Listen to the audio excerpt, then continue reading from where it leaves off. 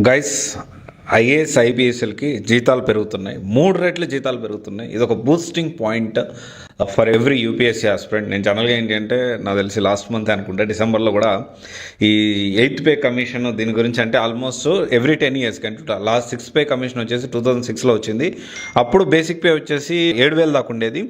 తర్వాత 7th pay commission ప్రకారం 2016 implement చేసినప్పుడు ఆల్మోస్ట్ 18,000 అయింది. సో దీనికి సంబంధించి నేను 8th పే కమిషన్ కొన్ని రికమెండేషన్ చేసింది. అది కేంద్రం అప్రూవ్ చేస్తుందా, అప్రూవ్ చేస్తే ఎప్పటి నుంచి జీతాలు మొదలవుతాయి అనేది చేయకపోవచ్చు, జీతాలు చాలా తక్కువ ఉన్నాయి అన్నట్లు నేను ఒక వీడియో కూడా చేశాను ఆల్రెడీ.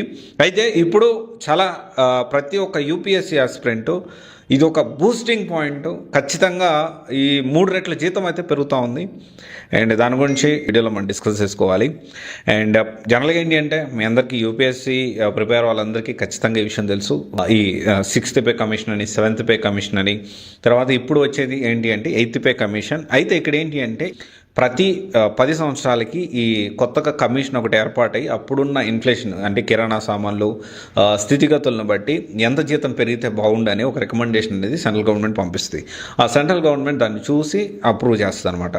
అయితే ఇప్పుడు లాస్ట్ మనం చూసుకుంటే ఈ 3 రెట్ల జీతం పెరగబోతుంది ఎలా ఒక అంచనా వచ్చాము అంటే, మనం last previous 6th pay commission, 7th pay commission చూడాలి.